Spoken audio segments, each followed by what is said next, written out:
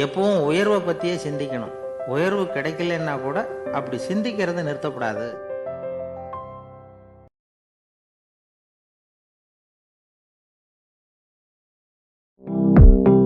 தென்கட்சி கோ சுவாமிநாதன் அவர்களின் இன்று ஒரு தகவல் கதைகளை கேட்கலாம். ஒரு ராஜா இருந்தார். நாடு ஊராவும் நிறைய மரங்களை நட்டு வளர்க்கணுங்கிறது அவரோட ஆசை. தானே அதுக்கு முன்மாதிரியாக இருக்கணும்னு நினச்சார். அரண்மனையை சுற்றி மரங்களை நட்டு வளர்த்தார். இதை பார்த்துட்டு ஜனங்களும் அவங்கவுங்க வீட்டை சுற்றி மரக்கன்றுகளை நட்டு வளர்த்தாங்க. கொஞ்ச காலத்தில் ஊராக பசுமையாக மாறிச்சு. எல்லாருக்கும் சந்தோஷமாக இருந்தது. இது ஒரு பக்கம் இருக்கட்டும். இப்போ நான் சொல்ல போகிற கதை வேறு. அதாவது அந்த ராஜா ஒரு நாள் தன்னுடைய அரண்மனையை சுற்றி இருக்கிற விதவிதமான மரங்களை எல்லாம் போய் பார்த்தார். எப்படி இருக்கிறீங்க அப்படின்னு ஒவ்வொரு மரத்துக்கிட்டையும் விசாரித்தாராம். எந்த மரமும் சந்தோஷமாக இருக்கிறதா தெரியல. அது எதுக்கும் மனசில் ஒரு குறை. முதல்ல ஆலமரத்துக்கிட்ட போனார். அது சொல்லிச்சு, மண்ணா நான் நல்லா பெருசாக வளர்ந்துருக்கிறேன், அழகத்தையாக இருக்கிறேன், கிளையெல்லாம் 4 பக்கமும் நல்லா படர்ந்து தான் இருக்குது, இருந்தாலும் எந்த பிரயோஜனமும் இருக்கிறதா தெரியல. எனக்கு என்னுடைய பழம்லாம் ரொம்ப சின்னதாக இருக்குது, என் கண்ணுக்கு சரியாக புறப்பட மாட்டேங்குது. நான் இருக்கிற சைஸுக்கு என்னுடைய கிளையில் இருக்கிற பழம்லாம் எவ்வளோ பெருசாக இருக்கணும், அது இத்தனோண்டு இருக்கிறது எனக்கு பெரிய அவமானமாக இருக்குது. இப்படி இங்கே நின்றுக்கிட்டு இருக்கிறதே ரொம்ப கூச்சமாக இருக்குது. ஒரு நல்ல புயல் வந்ததுன்னா பேசாமல் சாஞ்சு விடலாமான்னு பார்க்குறேன் அப்படின்னு புலம்புது ஆலமரம். சரி இருக்கட்டும்னு நினச்சிக்கிட்டு ராஜா அடுத்தபடியாக ஒரு அத்தி மரத்துக்கிட்ட போனார். அதுவும் புலம்ப ஆரம்பிச்சிட்டது. நான் கூட பெரிய மரம் தான், இல்லை இலையெல்லாம் அழகாக தான் இருக்குது, பழம் அழகாக இருக்குது, இருந்தாலும் உள்ள விஷயம் இல்லையே, அத்தி பழத்தை புட்டு பார்த்தா அத்தனையும் சொத்தை அப்படின்னு பழமொழியே உண்டாயிட்டுதே, இப்படி ஒரு கெட்ட பேரோடு நான் இருக்கணுமா அப்படின்னு புலம்புது அது. சரி இது இருக்கட்டும் அப்படின்னு சொல்லி அடுத்தபடியாக வேப்ப மரத்துக்கிட்ட போனார். அது தன்னுடைய வேதனையை வெளியிட்டது.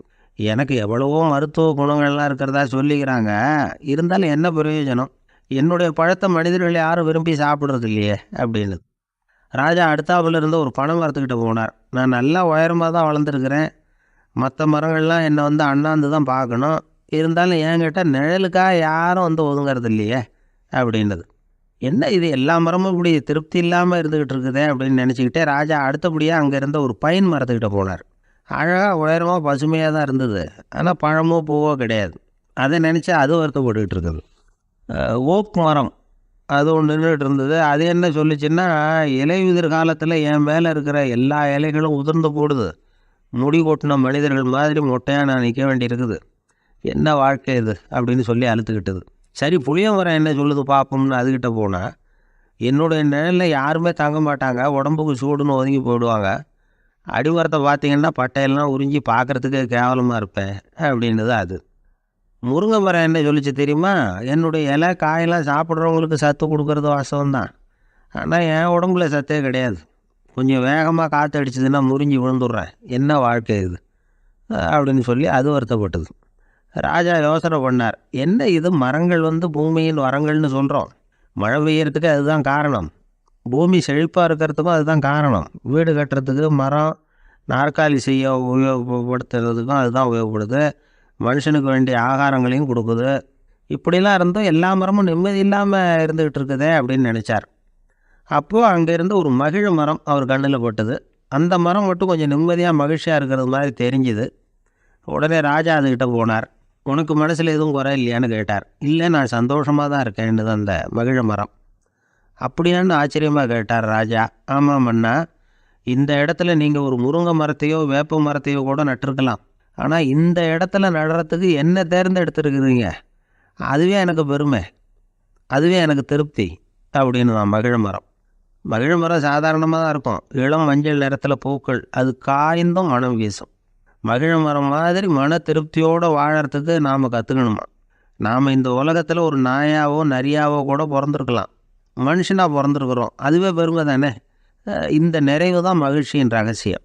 ஒரு பையன் அப்பா கிட்ட போய், அப்பா நீங்கள் இந்த உலகத்தில் ஒரு மனுஷனாக பிறந்தது என்னோட அதிர்ஷ்டம் நானும். ஏண்டா அப்படி சொல்கிறேன்ருக்கார் அப்பா. நீங்கள் ஒரு கரடியாக பிறந்திருந்தா இந்நேரம் நானும் ஒரு கரடி குட்டியாக தானே இருந்திருப்பேன் அப்படின்னு நானும் பையன்.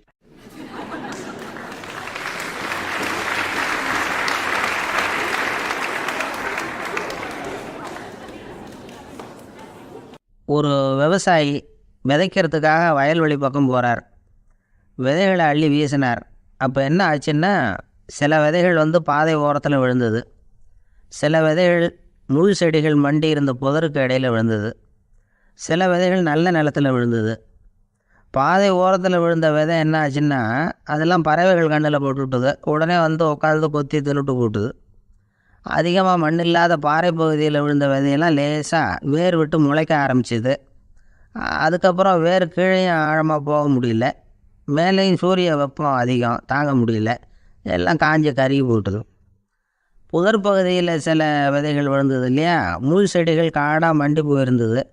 அதனால் முளைச்சி வர்ற செடிக்கு நெருக்கடி அதிகமாக போட்டுது, சரியாக வளர முடியல, விளைச்சலும் சரியாக இல்லை. நல்ல நிலத்தில் விழுந்த விதைகள் மட்டும் நல்லா முளைச்சிது, நல்லா வளர்ந்தது, விளைச்சலும் பிரமாதமாக இருந்தது. இந்த கதையை சொல்லிவிட்டு கேட்க செவியுள்ளோர் கேட்கட்டும் அப்படிங்கிறார் இயேசு பெருமான். ஆமாம், இயேசு கடலில் நின்ற படகு ஒன்றில் உட்காந்துருக்கிறார். கடற்கரையில் ஏராளமான மக்கள் உட்காந்துருக்கிறாங்க. அந்த சமயத்தில் தான் இயேசு ஓமைகள் மூலமாக மக்களுக்கு பல உண்மைகளை சொல்லிகிட்டு இருக்கிறார். மக்கள் அந்த கதையை கேட்டுவிட்டு ஒன்றும் புரியாமல் முழிக்கிறாங்க. அதை கவனித்த இயேசு அந்த ஓமையை விளக்க ஆரம்பித்தார். இதில் அந்த விதைக்கிறவர் தான் இறைவன். அவருடைய வார்த்தைகளை விதைக்கிறார். அந்த வார்த்தைகளை கேட்கிற மக்கள் அந்த விழுந்த விதைகள் மாதிரி 4 வகையானவர்கள். சில பேர் பாதை ஓரத்தில் விழுந்த விதைகள் மாதிரி. இறைவன் வார்த்தைகளை அவங்க கேட்குறாங்க, ஆனால் தீய எண்ணங்கள் செய்கைகள் மூலமாக விதைக்கப்பட்ட வார்த்தைகள் அழிஞ்சு போடுது. இறைவன் வார்த்தைகளை கேட்ட உடனே மகிழ்ந்து போய் உடனே சில பேர் அதை ஏற்றுக்கிறாங்க. இவங்கள்லாம் அந்த பாறை பகுதியில் விழுந்த விதைகள் மாதிரி. அதனால் இவங்கள்லாம் வேறு இல்லாதவங்க, கொஞ்ச காலத்துக்கு இறை வார்த்தைகளுக்கு கீழ்ப்படிந்து நடப்பாங்க. அதனால் ஏதாவது இடைஞ்சல் ஏற்பட்டால் உடனே தடுமாறுவாங்க. தங்கள்கிட்ட இருக்கிற நல்ல பண்புகளை விட்டுட்டு பாவ வழிகளுக்கு போயிடுவாங்க. முள் செடிகளுக்கு இடையில் விழுந்த விதைகள் மாதிரி உள்ளவங்க யாருன்னா, இவங்களுக்கு உலக கவலை உண்டு, செல்வத்தின் மீது மயக்கம் உடையவர்கள். உலக ஆசைகள் இவங்களுக்குள்ளே புகுந்துடுறதுனால அங்கே இருக்கிற நல்ல பண்புகள் மறைஞ்சு போயிடுது. அதனால் அவங்களும் உபயோகம் இல்லாதவங்களாக ஆயிடுறாங்க. நல்ல மனிதர்கள் நல்ல நிலத்தில் விழுந்த விதைகளுக்கு ஒப்பானவர்கள். இவங்க இறை வார்த்தையை கேட்குறாங்க, அதை ஏற்றுக்கிறாங்க, அவங்களும் நல்லபடியாக வாழுறாங்க, அடுத்தவங்களுக்கும் உபயோகமாக இருப்பாங்க. இதுதான் இயேசு சொன்ன விளக்கம். நல்ல வார்த்தைகளை கேளுங்கள், நல்ல வார்த்தைகளை ஏற்றுக்கொள்ளுங்கள், அடுத்தவங்களுக்கு உபயோகமாக இருங்க. இதுதான் பெரியவங்கள்லாம் நமக்கு சொல்லுகிற உபதேசம். ஒரு அப்பா தன்னுடைய மகனுக்கு உபதேசம் பண்ணார். இதை பாருப்பா, நல்ல வார்த்தைகளை கேட்கணும், எப்போதுமே மகன் அப்பா பேச்சை கேட்குறது நல்லது அப்படின்னாராம். நீ ஏதாவது ஒரு தப்பு பண்ணால் என் தலையில் ஒரு முடி நரைச்சி வெள்ளையாக போடும்பா, நீ செய்கிற ஒவ்வொரு தப்புக்கும் என் தலையில் ஒவ்வொரு முடி வெள்ளையாகிடும் அப்படின்னாராம். பையன் யோசித்தான், அப்பா இப்போ தான் எனக்கு புரியுது, தாத்தாவோட தலைமுடி பூராவும் வெள்ளையாக இருக்கிறதுக்கு என்ன காரணங்கிறது எனக்கு இப்போ தான் புரியுது அப்படின்னானா.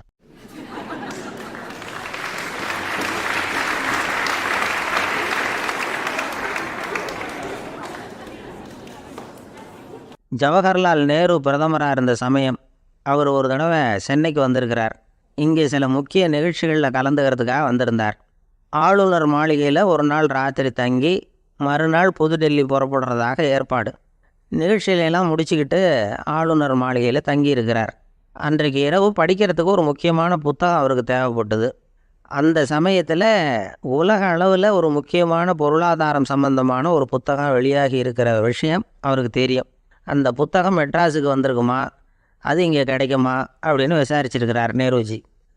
அவர் இப்படி கேட்ட உடனே அங்கே இருந்தவங்கெல்லாம் ரொம்ப பரபரப்பாக செயல்பட ஆரம்பிச்சிட்டாங்க. முக்கியமான இடங்கள்ல எல்லாம் விசாரிச்சிருக்கிறாங்க அந்த புத்தகம் அவங்ககிட்ட இருக்கான்னு. சென்னையில் உள்ள கன்னிமாரான் நூல் நிலையத்துக்கு எப்படியும் அந்த புத்தகம் வந்திருக்கணும் அப்படின்னு ஒரு நம்பிக்கை. அங்கே விசாரித்தாங்க. அந்த புத்தகம் 2 நாளைக்கு முன்னாடி தான் அங்கே வந்திருக்குது அப்படிங்கிற விஷயம் தெரிஞ்சுது. உடனே எல்லோரும் அங்கே ஓடினாங்க.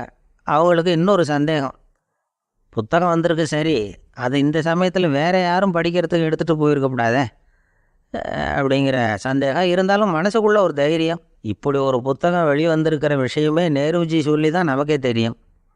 அதுவும் இல்லாமல் உலக பொருளாதார சம்பந்தமான ஏதோ ஒரு புத்தகம் அது. அதை போய் இந்த நேரத்தில் அவ்வளோ ஆர்வமாக யார் எடுத்துகிட்டு போயிட போகிறாங்க அப்படிங்கிற தைரியம். இந்த தைரியத்தோடு அந்த நூல் நிலையத்துக்கு ஓடினாங்க. புத்தகத்தை தேடினா அது கிடைக்கல, யாரோ எடுத்துகிட்டு போயிருக்கிறாங்க.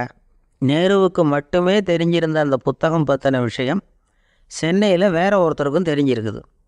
உடனே எல்லாரும் பரபரப்பாக அந்த அதுக்குன்னு இருக்கிற ரிஜிஸ்டர் இருக்குல்ல, பதிவேடு, அதை புரட்டி பார்க்குறாங்க யார் எடுத்துகிட்டு போகிறாங்கன்னு தெரிஞ்சுக்கிறதுக்காக. எடுத்துகிட்டு போனவங்க அதில் கையெழுத்து போட்டிருப்பாங்கல்ல, அதை பார்த்து யாருன்னு தெரிஞ்சுக்கலாம் அப்படிங்கிறதுக்காக தான் அதை புரட்டுறாங்க.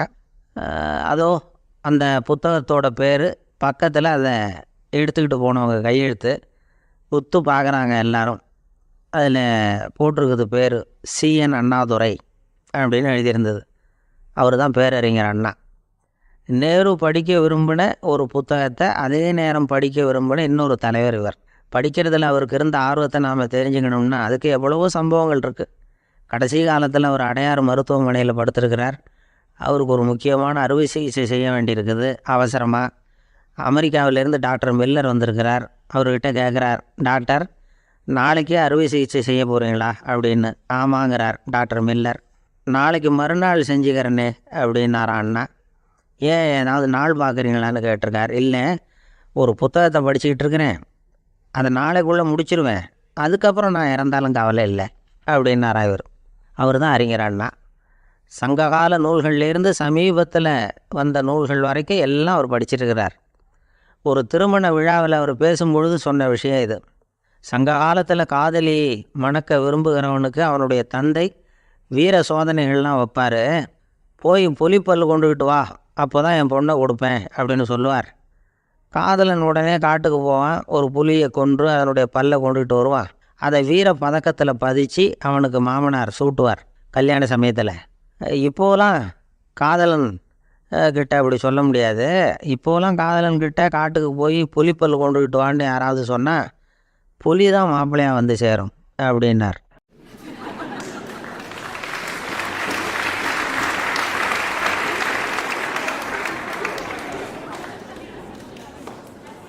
காசியில் இருக்கிற கடவுள் காசி விஸ்வநாதர், அங்கே இருக்கிற தேவி காசி விசாலாட்சி.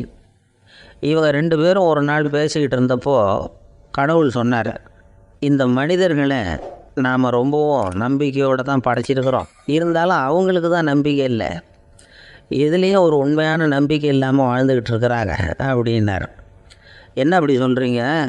அதை பாருங்கள், எவ்வளவு பேர் காசியை தேடிட்டு வந்து கங்கையில் குளிச்சுக்கிட்டு இருக்கிறாங்க, அவங்களெலாம் நம்பிக்கை இல்லைன்னா இவ்வளவு தூரம் தேடிட்டு வந்து இங்கே குளிப்பாங்களா அப்படின்னு நாங்கள் தேவி. சரி, அதை சோதித்து பார்க்கலாம் அப்படின்னு 2 பேரும் முடிவு பண்ணிக்கிட்டாங்க. உடனே ஒரு திட்டம் போட்டாங்க. அது எப்படின்னா, நாம் 2 பேருமே பக்தர்கள் மாதிரி உருவத்தை மாற்றிக்கிட்டு கங்கை கரைக்கு போக வேண்டியது. நான் வந்து கங்கையில் இறங்கி குளிக்கிறேன், கொஞ்ச நேரத்தில் சுழலில் மாட்டிக்கிட்டது மாதிரி நடிக்கிறேன். நீ உடனே கரையிலேருந்து சத்தம் போடும், என்னோடய வீட்டுக்காரரை யாராவது காப்பாற்றுங்களேன்னு சத்தம் போடும். அதோடு இன்னொன்று சொல்லு, யாராவது ஒரு புண்ணிய ஆத்மா அவர்கிட்ட போய் அவருடைய முடியை பிடிச்சி இழுக்கணும், அப்படி ஒரு சாபம் இருக்குது எங்களுக்கு. புண்ணிய ஆத்மா, அதாவது எந்த பாவமும் செய்யாத இல்லாத ஒருத்தர் தான் அவரை காப்பாற்ற முடியும். அப்படிப்பட்டவங்க யாராவது வெள்ளத்தில் குதிச்சு என்னுடைய கணவரை காப்பாற்றுவா அப்படின்னு நீ சத்தம் போடு, கூச்சல் போடும், என்ன நடக்குதுன்னு பார்க்கலாம் அப்படின்னார் கடவுள். சரின்னு சொல்லி 2 பேருமா சாதாரண பக்தர்கள் மாதிரி கங்கை கரைக்கு வந்து சேர்ந்தாங்க. அவர் இறங்கி குளித்தார். திட்டம் போட்டது மாதிரியே சுழலில் மாட்டிக்கிட்டது மாதிரி கத்துனார். கரையில் இருந்த அந்த அம்மா, ஐயோ என் கணவரை காப்பாற்றுங்களேன், யாராவது காப்பாற்றுங்களேன்னு கத்துனாங்க. பல பேர் ஓடி வந்தாங்க. உடனே இவங்க, பாவம் இல்லாத புண்ணிய ஆத்மா ஒருத்தரால் தான் என்னுடைய கணவர் காப்பாற்றப்படணுங்கிறது விதி, அப்படி ஒரு சாபம் இருக்குது, அதனால் புண்ணிய ஆத்மா யாராவது அவர்கிட்ட போய் அவர் முடியை பிடிச்சி தூக்குனா அவரை காப்பாற்றி கொள்ளலாம் அப்படின்னாங்க. இவங்க இப்படி சொன்னதும் எல்லோரும் திகைச்சு போய் நின்றுட்டாங்க. ஒவ்வொருத்தருக்கும் அவங்க செஞ்ச பாவம்லாம் ஒவ்வொன்றா ஞாபகத்துக்கு வர ஆரம்பிச்சிட்டுது. சரி, இதுக்கு நாம் லாயக்கு இல்லை அப்படின்னு சொல்லி ஒதுங்கி போக ஆரம்பிச்சிட்டாங்க எல்லாம். இந்த சமயத்தில் யாரோ ஒருத்தர் வேகமாக ஓடி வந்தார், ஆற்றுல குதிச்சார். அவர்கிட்ட போனார், முடியை பிடிச்சார், தூக்கினார், அவரை காப்பாற்றி கரைக்கு கொண்டுட்டு வந்துட்டார். அப்படி காப்பாற்றின அந்த ஆளை இவங்க 2 பேரும் தனியாக கூப்பிட்டுக்கிட்டு ஒரு மண்டபத்துக்கு வந்துட்டாங்க. வந்து விசாரிக்கிறாங்க, நீ யாருப்பா அப்படின்னு கேட்குறாங்க. எதுவும் தெரியாத மாதிரி, நான் இந்த ஊர் அன்ன சத்திரத்தில் வேலை செய்கிற ஒரு சமையல்காரன் அப்படிங்கிறார். நீ கங்கையில் குளிக்கிறது உண்டான்னு கேட்டிருக்காங்க. நான் இந்த ஊர்லேயே தான் இருக்கிறேன், இருந்தாலும் தினமும் கங்கையில் குளிக்கிறது இல்லை, எப்பாவது ஒரு நாள் அங்கே குளிப்பேன் அப்படின்னார். கங்கையில் மூழ்கி எழுந்திரிச்சா பாவமெல்லாம் தொலையும்னு சொல்கிறாங்க. அப்படி இருக்கிறப்போ அங்கே இன்றைக்கி கங்கையில் குளிச்சுக்கிட்டு இருக்கிறவங்களாம் தங்களை புண்ணிய ஆத்மாவாக நினைக்கல. கங்கையில் குளிக்காத நீ உன்னை புண்ணிய ஆத்மாவாக நினச்சி என்னை காப்பாற்ற வந்திருக்கிற, அது எப்படி அப்படின்னு கேட்டார். அதுக்கு அந்த ஆள் சொல்கிறான், கங்கையில் குதிச்சதுக்கு அப்புறம் தானே உங்களை காப்பாற்ற போகிறோம். அப்படி குதிக்கும் பொழுது என்னுடைய பாவமெல்லாம் போயிருக்கும்ல, நான் புண்ணிய ஆத்மாவாக ஆயிருப்பேனே, அதனால தான் துணிஞ்சு உங்களை காப்பாற்றினேன் அப்படின்னா. கடவுளும் தேவியும் அவனுக்கு காட்சி கொடுத்தாங்களாம். இப்படி ஒரு கதை உண்டு. அதாவது கங்கையில் குளிச்சுக்கிட்டு இருக்கிறவங்களுக்கே தங்களுடைய பாவம் போகுங்கிற நம்பிக்கை பரிபூர்ணமாக இல்லை. குளிக்காத ஒருத்தனுக்கு அந்த நம்பிக்கை இருந்தது. அதனால் அவனால் கடவுளை பார்க்க முடிஞ்சது. கடவுளை நாமளும் பார்க்க முடியுமா முடியாதா அப்படிங்கிற குழப்பம்லாம் நமக்கு வேண்டியதில்லை. நம்பிக்கையோடு வாழணுங்கிற உண்மையை மட்டும் இந்த கதையிலேருந்து புரிஞ்சுக்கிட்டால் போதும்.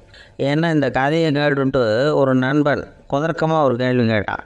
ஏன் சார் கங்கையில் குளித்தா பாவம் போடும்னு சொல்கிறீங்களே, நான் எனக்கு வேண்டாத ஒருத்தனை அழைச்சிட்டு போய் கங்கையிலேயே தள்ளி விட்டுட்டு அதுக்கப்புறம் அங்கேயே முழுக்க போட்டுவிட்டு நான் செஞ்ச பாவத்தை அதுலேயே கழுவி விட்டுட்டு மறுபடியும் உங்ககிட்ட வந்துடுறேன்னு வச்சுக்கோங்க, நீங்கள் என்னை புண்ணிய ஆத்மான்னு ஏற்றுக்குவீங்களா அப்படிங்கிறான்.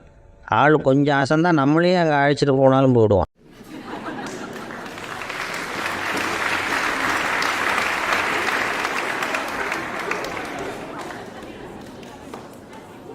ஒரு ஊரில் ஒரு இளைஞன் இருந்தான். ஒரு நாள் அவன் ஒரு குருவை தேடிட்டு புறப்பட்டான். ஊரை விட்டு வெளியில் போனான். போகிற வழியில் ஒரு காடு. அந்த காட்டில் ஒரு மரத்தடியில் ஒரு பெரியவர் உட்காந்துருக்கிறார். அமைதியாக மௌனமாக அவர் அமர்ந்திருக்கிறார். இந்த பெரியவரை விசாரிக்கலாம், குருவை தேடி கண்டுபிடிக்கிறதுக்கு இவர் ஏதாவது ஒரு வழி சொல்லி கொடுப்பார் அப்படின்னு நினச்சிக்கிட்டு அவரை நெருங்கினான்.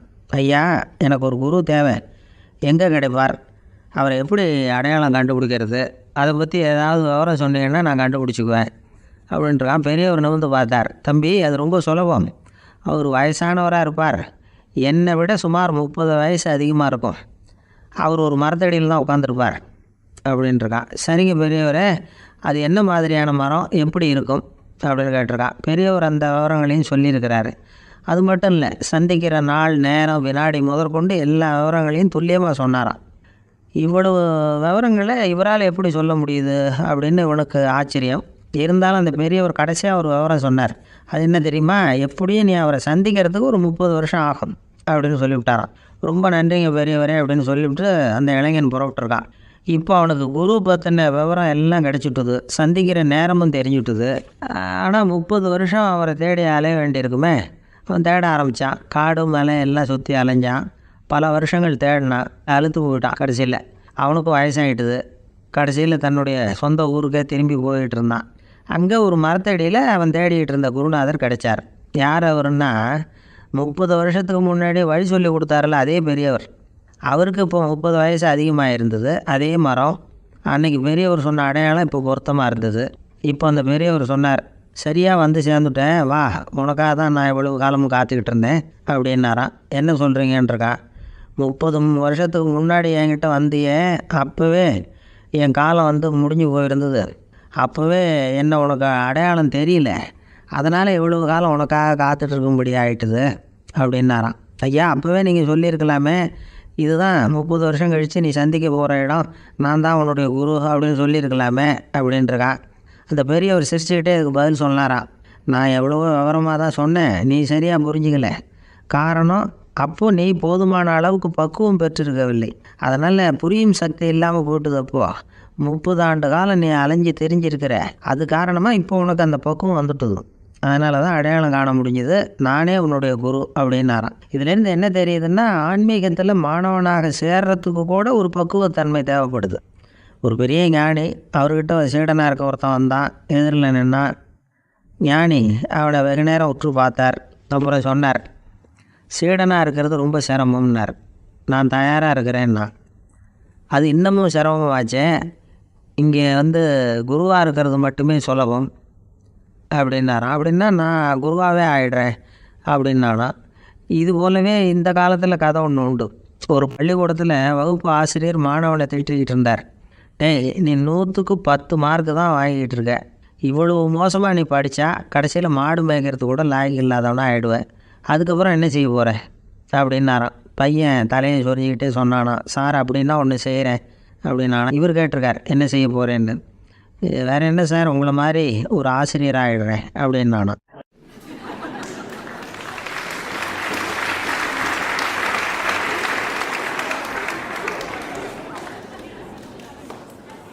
ஒரு ஊரில் ஒரு ஆள் இருந்தான். நிறைய பணம் சேர்த்தான். அவனுக்கு சம்பாதிக்க தெரியுமே தவிர செலவு பண்ண தெரியாது. மகா கஞ்சன். காசை கையில் எடுக்கவும் மாட்டான். எடுத்தால் செலவு செய்ய வேண்டியிருக்குமே. அதனால் இப்படியே அவன் காலத்தை ஓட்டி விட்டான். வயசாகிட்டுது. அவனுடைய மனைவி ஒரு நாள் கேட்டாங்க, இவ்வளவு நாளாக நீங்கள் என்னை எங்கேயுமே அழைச்சிட்டு போனதில்லை, இப்போவாவது அழைச்சிட்டு போகக்கூடாதா அப்படின்னாங்க. எங்கே போகணும்னு சொல்லுன்னாங்க. காசிக்கு போகணும், கங்கையில் குளிக்கணுன்னாங்க. இவன் பார்த்தான், இதுக்கே அவ்வளோ தூரம் செலவு பண்ணிட்டு போகணும், நம்ம ஊர் ஆற்றுலேயே குளிக்கலாமே, இதுவும் புண்ணிய நதி தான், இங்கே குளித்தா அங்கே குளித்த பலன் கிடச்சிரும் அப்படின்னா. சரின்னு 2 பேரும் ஆத்தங்கரைக்கு போனாங்க. அன்றைக்கி ஏதோ விசேஷம், நிறைய கூட்டம், நிறைய பேர் குளிச்சிக்கிட்டு இருக்கிறாங்க. கரையில் சில புரோகிதர்கள் நின்றுக்கிட்டு இருக்கிறாங்க. குளிக்கிறதுக்கு முந்தி அவங்கக்கிட்ட உட்காந்தா ஏதோ மந்திரம்லாம் சொல்லுவாங்க, கொஞ்சம் காசு கொடுக்க வேண்டியிருக்கும். அதனால் இவன் என்ன பண்ணான், ஆத்தங்கரையிலேயே கொஞ்சம் தூரம் போனான். ஊரை விட்டு தள்ளி வந்துட்டான். அங்கே யாருமே இல்லை. அப்பாடான்னு சந்தோஷப்பட்டான். குளிக்கலாம்னு புறவிட்டான். இந்த நேரம் கடவுள் பார்த்தார, இந்த கஞ்சனுக்கு ஏதாவது புத்தி போகட்டணும் அப்படின்னு நினச்சார். உடனே ஒரு புரோகிதர் மாதிரி உருவத்தை மாற்றிக்கிட்டு அந்த ஆள் முன்னாடி வந்து நின்னார். அவனுக்கு அதிர்ச்சி. இங்கே யாருமே இருக்க மாட்டாங்கன்னு நினச்சா இங்கேயுமே ஒரு ஆள் வந்துட்டார், என்ன பண்ணுறதுன்னு யோசனை பண்ணான். புரோகிதர் உருவத்தில் இருந்த கடவுள் சொன்னார், இதை பாருங்கள், இன்றைக்கி விசேஷ நாள், நீராடுறதுக்கு முன்னாடி சுயகல்பம் பண்ணிக்கிறது ரொம்ப நல்லது அப்படின்னார். என்கிட்ட பணம் எதுவும் இல்லையேன்னா. பரவாயில்ல, அப்புறமா கொடுங்க, வாங்கிக்கிறேன். ஆனால் ஒன்று, எவ்வளவு கொடுப்பீங்கிறத மட்டும் இப்போவே சொல்லி கொடுங்க அப்படின்னார். இவன் ரொம்ப யோசனை பண்ணான். ஒரு 10 பைசா தரேன் அப்படின்னா. சரின்னு ஒத்துக்கிட்டு எல்லா கிரியைகளையும் அவர் செஞ்சார். அதுக்கப்புறம் கணவனும் மனைவியும் ஆற்றுல குளித்தாங்க. அவர் போயிட்டார். கொஞ்ச நாள் கழித்து அவன் வீட்டுக்கு வந்தார் கடனை வசூல் பண்ணுறதுக்கு. வாசலில் நின்றுக்கிட்டு இருந்த அவன் மனைவி இவரை பார்த்ததும் தயங்க ஆரம்பித்தாங்க. அந்த அம்மாக்கிட்ட விஷயத்தை சொன்னார். அந்த அம்மா ஓடி போய் உள்ளே இருக்கிற தன்னுடைய கணவர்கிட்ட சொன்னாங்க. அவன் யோசனை பண்ணான், இப்போ வெளியில் போனால் அவனுக்கு 10 காசு கொடுக்க வேண்டியிருக்கும், அதனால் எனக்கு காய்ச்சல்னு அந்த ஆளுகிட்ட சொல்லிவிடு, இன்னொரு சந்தர்ப்பத்தில் என்னை வந்து பார்க்க சொல்லு அப்படின்னா. அந்த அம்மா போய் சொன்னாங்க. அப்படிங்களா, அப்படின்னா அவரை நான் உடனே போய் பார்க்கணுமே அப்படின்னு உள்ளே நுழைய ஆரம்பித்தார். அவங்க மறுபடியும் இருங்க அதை வரேன்னு சொல்லிவிட்டு உள்ள ஓடி விஷயத்தை சொன்னாங்க. இது எதுடா வம்பா போச்சு அப்படின்னு பார்த்தான். மனைவியை கிட்டத்தில் போவிட்டான். இந்த பாரு, ஜன்னி கண்டு நான் இறந்து போயிட்டதா சொல்லிவிடு அப்படின்னா சொன்னாங்க. புரோகிதர் பார்த்தார். அப்படின்னா ஒரு வழியாக இருந்து அவருடைய இறுதி சடங்குகளையும் நானே முடிச்சுட்டு போயிடுறேன் அப்படின்னார். உள்ளே இருந்தவன் யோசனை பண்ணான், அந்த ஆள் என்னை விடமாட்டான் போல இருக்கு, அதனால் ஒரு சவப்பெட்டியில் என்னை வச்சு தூக்கிக்கிட்டு மயானத்துக்கு போக பார்த்துக்கலாம் அப்படின்னா. புரோகிதரை விடுற மாதிரி இல்லை, கூடவே நடந்து போயிட்டுருக்கிறாரு. அங்கே இறக்கி சடங்குகளை முடிச்சுட்டு தீ வைக்கிற நேரம் பொட்டிக்குள்ளே இருந்த நம்ம ஆள் அலறி அடிச்சுட்டு வெளியில் ஓடி வந்தான். புரோகிதர் உருவத்தில் இருந்த கடவுள் சிரித்தார். தன்னுடைய சுய உருவத்தை காட்டினார். அதுக்கப்புறம் அவனை கூப்பிட்டு, இதை பார்ப்பா, ஏன் இப்படி அல்லாடுற, ஏதாவது வர வேணும்னா கேள்வி தரேன் அப்படின்னார். அவன் யோசனை பண்ணார். பகவானே, ஒரே ஒரு வரம் தான் உங்ககிட்ட கேட்கணும்னா. என்ன வேணும் கேளுன்னார். அந்த 10 பைசா தட்சிணையை தள்ளுபடி பண்ணால் போதும் அப்படின்னா. கடவுளும் சரின்னு சொல்லிட்டு போயிட்டார். இப்படி ஒரு கதையை சுவாமி சிவானந்தர் சொல்லியிருக்கிறார். செல்வந்தர்கள் பல பேர் இப்படி தான் இருக்கிறாங்க. தாங்களும் அனுபவிக்க மாட்டாங்க, அடுத்தவங்களுக்கும் கொடுக்க மாட்டாங்க. இது மாதிரியான கஞ்சர்களுக்கு இந்த உலகம் இல்லை, அந்த உலகம் இல்லைங்கிறார் அவர். இந்த கதையில் கடவுள் கடன் வசூலுக்கு வந்தது மாதிரி நம்ம ஊர் ஆள் ஒருத்தன் இன்னொருத்தர்கிட்ட 10 பைசா கடன் கொடுத்துட்டான். திருப்பி வாங்கிறதுக்கு நடையாக நடக்கிறான். கடைசியாக கேட்டான், நீ எப்போ தான் கடனை திருப்பி தரப்போகிற, அதை முடிவாக சொல்லுன்னா. வர்ற வியாழக்கிழமை கண்டிப்பாக கொடுத்துருவேன் அப்படின்னானா அவன். அன்னைக்கு நான் ஊரில் இருக்க மாட்டேனே அப்படின்னானா இவன். அதனால் என்ன, நானும் தான் அன்றைக்கி ஊரில் இருக்க மாட்டேன் அப்படின்னானா.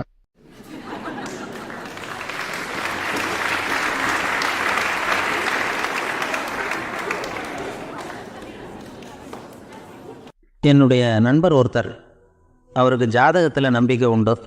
அவரே ஜோசியம்லாம் பார்ப்பார். என்ன சார் இந்த காலத்தில் இதையெல்லாம் நம்பிக்கிட்டு இருக்கீங்களே அப்படின்னு கேட்டால், உங்களுக்கு ஒன்றும் தெரியாது சார், இந்த உலகத்தில் ஒவ்வொருத்தரும் அவங்கவுங்க செய்கிற நல்லது கெட்டதுக்கு தகுந்த பலனை அனுபவிச்சே தீரணும்பார். அது மட்டும் இல்லை, ஒருத்தர் செத்துட்டா கூட அவன் செஞ்ச பாவ புண்ணியங்கள் கூடவே போய்கிட்டு இருக்கோம்பார். அது எப்படி கூட போவோம் அப்படின்னு புதர்க்கமாக கேட்டால், அதுக்கு அவர் ஒரு கதை சொன்னார். அது ரொம்ப சுவாரஸ்யமாக இருந்தது. அது என்ன கதைன்னா, ஒரு ஊரில் ஒருத்தர் இருந்தாரா. அவர் ஜோசியம் பார்க்குறதுல ரொம்ப கெட்டிக்காரரா. ஒருத்தருடைய தலைமுடியை மட்டும் அவர்கிட்ட காட்டினா போதும், அதை மட்டும் பார்த்துட்டு அவருடைய ஜாதகத்தையே அலசி விடுவாரான். அப்பேற்பட்ட திறமை. அந்த ஆள் ஒரு சமயம் கன்னியாகுமரி கடற்கரைக்கு போயிருந்திருக்கார். அங்கே கரை ஓரமாக ஒரு மண்டை ஓடு கிடந்திருக்கு. அதை எடுத்து பார்த்துருக்காரு. அந்த மண்டை ஓட்டை வச்சுக்கிட்டு அதோட ஜாதகத்தை அலசியிருக்கார். இந்த மண்டை ஓட்டுக்கு உரிய ஆசாமி வாழ்க்கையில் ரொம்ப கஷ்டப்பட்டுருக்கணும், நிறைய கஷ்டத்தை அனுபவிச்சிருக்கணும். அது தாங்க முடியாமல் தான் கடலில் விழுந்து தற்கொலை பண்ணிகிட்டு இருக்கான் அப்படிங்கிறத அவர் கணிச்சிட்டார். இருந்தாலும் இந்த மண்டை ஓடு இன்னமும் அனுபவிக்க வேண்டியது பாக்கி இருக்குது அப்படிங்கிறத அவர் உணர்ந்தாரா. அது சரி, ஒருத்தன் உயிரோடு இருக்கிற வரைக்கும் நல்லது கெட்டதை அனுபவிக்க முடியும், செத்ததுக்கு அப்புறமும் பாக்கி இருக்குன்னா அதை எப்படி அனுபவிக்கிறது? இந்த மண்டை ஓட்டுக்கு இன்னும் கொஞ்சம் பாக்கி இருக்குங்கிறது அவருக்கு புரிஞ்சதே தவிர அதோட அர்த்தம் என்னங்கிறது சரியாக விளங்கலை. சரி, இதை இன்னும் கொஞ்சம் விவரமாக ஆராய்ச்சி பண்ணுவோம் அப்படின்னு நினச்சிக்கிட்டு அதை தன்னுடைய வீட்டுக்கு எடுத்துகிட்டு போயிட்டார். அந்த மண்டை ஓட்டை ஒரு பெட்டியில் வச்சு பூட்டினார். தன்னுடைய தனி அறையில் அதை பத்திரமா வச்சுக்கிட்டார். தினமும் ராத்திரி ஆனதும் தன்னுடைய மனைவியை பார்த்து, நீ போய் பூஜை அறையில் தனியாக படுத்துக்க அப்படின்னு சொல்லிவிட்டு தினம் ராத்திரி 12 மணிக்கு பெட்டியை திறந்து அவர் பார்ப்பார். மண்டை ஓடு அப்படியே இருந்ததே தவிர இன்னும் கொஞ்சம் பாக்கி இருக்குங்கிறதுக்கு அர்த்தம் அவருக்கு விளங்கலை. அந்த மண்டை ஓட்டுக்கு இன்னும் என்ன பாக்கி இருக்க போகுது? இப்படியே ஒரு 10 நாள் போச்சு. அந்த வீட்டம்மாவுக்கு சந்தேகம் வந்துட்டுது. நம்ம வீட்டுக்காரர் நம்மளை தனியாக ஏன் தூங்க சொல்கிறார் அப்படிங்கிற சந்தேகம். உடனே பக்கத்து வீட்டு அம்மாக்கிட்ட விஷயத்தை சொல்லியிருக்கிறாங்க. அந்த அம்மா உடனே, நீ கவலைப்படாத, நான் கண்டுபிடிச்சி சொல்கிறேன் அப்படின்னு சொல்லிவிட்டாங்களாம். அன்றைக்கி ராத்திரியே ஜன்னல் வழியாக எட்டி பார்த்துருக்குறாங்க. இந்த ஆள் மண்டை ஓட்டை கையில் வச்சுக்கிட்டு அது திருப்பி திருப்பி பார்த்துக்கிட்டு இருக்கிறான். அதை பார்த்துட்டாங்க. மறுநாள் காலையில் அவரோட மனைவியை பார்த்தாங்க. ஏம்மா, உன் வீட்டுக்காரருக்கு நீ முதல் மனைவியா 2வது மனைவியா அப்படின்னு கேட்டாங்களாம். எனக்கு தெரிஞ்ச வரைக்கும் நான் ஒருத்தி தான் அவருடைய மனைவி அப்படின்னாங்களாம் அவங்க. அப்படி இல்லை, நீ அவருக்கு 2வது மனைவி. முதல் மனைவியின் மண்டை ஓட்டை தான் அவர் தினமும் ராத்திரியில் எடுத்து பார்த்துக்கிட்டு இருக்கிறார் அப்படின்னாங்க அடுத்த வீட்டு அம்மா. அப்படியா விஷயம் அப்படின்னு சொல்லிவிட்டு கணவன் வீட்டில் இல்லாத நேரமாக பார்த்து அந்த மண்டை ஓட்டை எடுத்து கொண்டாந்து ஒரு உரலில் போட்டு உலக்கையால் குத்தி நொறுக்க ஆரம்பிச்சிட்டாங்க. வெளியில் போயிருந்த அந்த ஆள் அப்போ தான் உள்ளே நுழைஞ்சார். மண்டை ஓடு உலக்கைக்கிட்ட குத்து வாங்கிக்கிட்டு இருக்கு. அது அனுபவிக்க வேண்டியது இன்னும் கொஞ்சம் பாக்கி இருக்குங்கிறதுக்கு அர்த்தம் எனக்கு இப்போ தான் புரிஞ்சுது அப்படின்னாரா அவர். இந்த கதையிலேருந்து நாம் இன்னொரு நீதியையும் புரிஞ்சுக்கணும். அதாவது நம்ம வீட்டை பற்றி நமக்கு புரியாததெல்லாம் அடுத்த வீட்டு. ஒரு ஊரில் 4 நண்பர்கள் இருந்தாங்க. 4 பேரும் சோம்பேறிகள். 4 பேருக்கும் எந்த வேலையும் செய்கிறதுக்கு உடம்பு வளையறதில்ல. இருந்தாலும் சோம்பேறித்தனத்தில் ஒருத்தருக்கு ஒருத்தர் கொஞ்சம் வித்தியாசம் உண்டு. அதுக்கு தகுந்த மாதிரி அவங்களுக்கு பேர் அமைஞ்சு போச்சு. ஒருத்தன் கால் சோம்பேறி, இன்னொருத்தன் அரை சோம்பேறி, அடுத்தவன் 3/4 சோம்பேறி, கடைசி ஆள் முழு சோம்பேறி. இவங்க 4 பேரும் நண்பர்கள். அப்புறம் எப்படி காரியம் நடக்கும்? 4 பேரும் ஒரு வீதியில் அப்படியே நடந்து போய்கிட்டு இருக்கிறாங்க. நல்ல பசி. எங்கேயாவது சோறு போடுவாங்களா அப்படின்னு பார்த்துக்கிட்டே வந்தாங்க. அவங்க வந்த வழியில் ஒரு ரூபா காசு கிடந்தது தரையில். அவங்க கண்ணில் அது பட்டுது. ஆனாலும் அது குனிஞ்சு எடுக்கணுமே, அதுக்கு சோம்பேறித்தனம். முழு சோம்பேறி பார்த்தான். பக்கத்தில் வந்துக்கிட்டு இருந்த 3/4 சோம்பேறிக்கிட்ட சொன்னானோ, டேய் அதை கொஞ்சம் குனிஞ்சு எடுறா அப்படின்னானோ. அவன் என்ன பண்ணான் தெரியுமா? அதுக்கு அடுத்தபடியாக வந்த அரை சோம்பேறிக்கிட்ட சொன்னானோ, டேய் நீ அதை கொஞ்சம் குனிஞ்சு எடுறா அப்படின்னானோ. அவன் இவனோட மோசம், அடுத்தவங்கிட்ட சொல்லியிருக்கிறான். அவனும் குனியறதுக்கு தயாராக இல்லை. ஆக கூடி கடைசியில் யாருமே காசை எடுக்கலை. என்னத்துக்கு அனாவசியமாக உடம்பை வளைச்சிக்கணும் அப்படின்னு எல்லோரும் பேசாமல் வந்துட்டாங்க. அவங்க பாட்டுக்கு நடந்து வந்துக்கிட்டே இருக்கிறாங்க. எதிரில் ஒருத்தன் வாழைப்பழத்தை வண்டியில் வச்சு தள்ளிக்கிட்டே வந்தான். ரூபாய்க்கு 4 பழம்னு கூவி விற்றுக்கிட்டே வர்றான். இப்போ அந்த முழு சோம்பேறி சொன்னானா, டேய் வழியில் கிடந்ததை ₹1 அதையாவது எடுத்துக்கிட்டு வந்திருந்தா இப்போ இந்த பழத்தை வாங்கி ஆளுக்கு ஒன்று சாப்பிட்லாமே அப்படின்னானா. ஆமாம் சாப்பிட்ருக்கலாமே அப்படின்னாங்களாம் மற்றவங்களும். ஆனாலும் திரும்பி போய் அதை எடுக்கணும்னு யாருக்கும் தோணலை. பேசாமல் சோர்ந்து போய் நடந்து வந்தாங்களாம். இருட்டி போச்சு. வழியில் ஒரு கோவில். சரி இங்கேயே படுத்து தூங்குவோம் அப்படின்னா ஒருத்தன். அதுதான் சரின்னாங்க மற்றவங்களும். அப்படியே மண்டபத்தில் படுத்துட்டாங்க. கோவில் அர்ச்சகர் வேலையெல்லாம் முடிச்சு விட்டு வெளியில் வந்திருக்காரு. இவங்கள பார்த்தாராம். ஏன் இப்படி சோர்ந்து போய் கிடக்குறீங்க அப்படின்னு விசாரிச்சிருக்காரு. 2 நாளாச்சுங்க நாங்கள் சாப்பிட்டு அப்படின்னாங்களாம். அவர் உடனே ஐயோ பாவம் அப்படின்னு சொல்லி பானை, விறகு, அரிசி, தண்ணி எல்லாம் கொடுத்து நீங்களே சமையல் பண்ணி சாப்பிட்டுக்கோங்க அப்படின்னு சொல்லிவிட்டு போயிட்டார். இந்த 4 பேருக்கும் சமையல் பண்ணி சாப்பிட்ணுன்னு ஆசையாக தான் இருந்தது. ஆனால் அடுப்பு பற்ற வைக்கணுமே, அதுக்கு தீப்பெட்டி வேணுமே. தீப்பெட்டி இல்லை. இப்போ முழு சோம்பேறி ஆரம்பித்தான். அடுத்தவனை பார்த்து டேய் கடைக்கு போய் ஒரு தீப்பெட்டி வாங்கிட்டு வாயேன் அப்படின்னு நானா. அவன் வழக்கம் போல் அடுத்தவங்ககிட்ட சொல்லியிருக்கான். அவன் அதுக்கு அடுத்தவங்ககிட்ட சொல்லியிருக்கிறான். கடைசியாக கான் சோம்பேறிக்கிட்ட வந்து சேர்ந்தது. அவனும் அது நம்மளால் முடியாது அப்படின்னு பேசாமல் இருந்துட்டான். இப்போ தீப்பெட்டி வேணுமே, அதுக்கு என்ன பண்ணுறது? அவங்களுக்குள்ளே பேசி ஒரு முடிவுக்கு வந்தாங்களாம். அதாவது யார் முதல்ல வாயை திறந்து பேசுகிறாங்களோ அவங்க தான் தீப்பெட்டி வாங்கிறதுக்கு போகணும் அப்படின்னு. அவ்வளவுதான். உடனே 4 பேர் வாயை கட்டியாக மூடிக்கிட்டு படுத்துக்கிட்டாங்க. அவங்க சமையல் பண்ணி சாப்பிட்டாங்களா என்ன அப்படிங்கிறது அர்ச்சகருக்கு தெரியல. சரி பார்த்துட்டு வரலாமேன்னு வந்தார். வந்து பார்க்குறாரு, இவங்க 4 பேரும் அசையாமல் படுத்து கிடக்குறாங்க. அர்ச்சகர் பயந்துட்டார். ஒருவேளை பசி தாங்காமல் செத்து போட்டாங்களோ அப்படிங்கிற பயம், அல்லது நாம் கொடுத்த உணவுப் பொருளில் ஏதாவது விஷம் கலந்துருக்குமோ அப்படின்னும் பயந்தார். அப்படின்னா நம்ம மேலே பழி வந்துருமே அப்படின்னு நினச்சி நடுங்க ஆரம்பிச்சிட்டார். அப்புறம் அவரும் ஒரு முடிவுக்கு வந்தாராம். கோவிலுக்கு பக்கத்துலேயே ஒரு பெரிய குழி இருந்தது. அதில் ஒவ்வொருத்தரையாக இழுத்துக்கிட்டு போய் போட்டார். கொஞ்சம் மண்ணை தள்ளினார். காலால் மிதித்தார். அவர் மிதித்த மிதி ஒருத்தன் அடி வயத்தில் போட்டுவிட்டுது. அவன் உடனே வலி தாங்காமல் ஐயோ அம்மான்னு அலறினான். உடனே நடந்தது என்ன தெரியுமா? மற்ற 3 பேரும் துள்ளி எழுந்திரிச்சாங்களாம். அவனை பார்த்து நீ தாண்டா தீப்பெட்டி வாங்க போகணும், நீ தாண்டா வாங்க போகணும், நீ தான் சத்தம் போட்ட அப்படின்னு சொல்லி ஆரம்பிச்சிட்டாங்களாம். அர்ச்சகர் பார்த்தார். இது பேய் மாதிரி தெரியுதுன்னு நினச்சிக்கிட்டு ஒரே ஓட்டமாக ஓடி விட்டாரா. கிராமப்புறங்களில் இப்படி ஒரு கதையை சொல்கிறது உண்டு. சோம்பல்ங்கிறது நம்ம முன்னேற்றத்துக்கு பெரிய தடை அப்படிங்கிறத நாம் புரிஞ்சுக்கணும். அதுதான் இந்த கதை சொல்கிற நீதி. ஒரு பள்ளிக்கூடத்தில் ஒரு புதுமையான போட்டி நடந்துதான். அதாவது சோம்பேறித்தனத்துக்கு பரிசு. அதில் 2வது பரிசு யாருக்குன்னு அறிவித்தாங்க. ஒரு பையன் எழுந்திரிச்சு மெதுவாக நடந்து போய் பரிசு வாங்கிட்டான். அடுத்தது முதல் பரிசு யாருக்கு அப்படின்னு அறிவித்தாங்களாம். அவன் கடைசி வரிசையிலேருந்து கத்தனானான், ஐயா அதையும் அந்த பையன் மூலமாகவே கொடுத்து அனுப்பி வச்சுருங்க, இங்கே வந்தது நான் வாங்கிக்கிறேன் அப்படின்னு நானான்.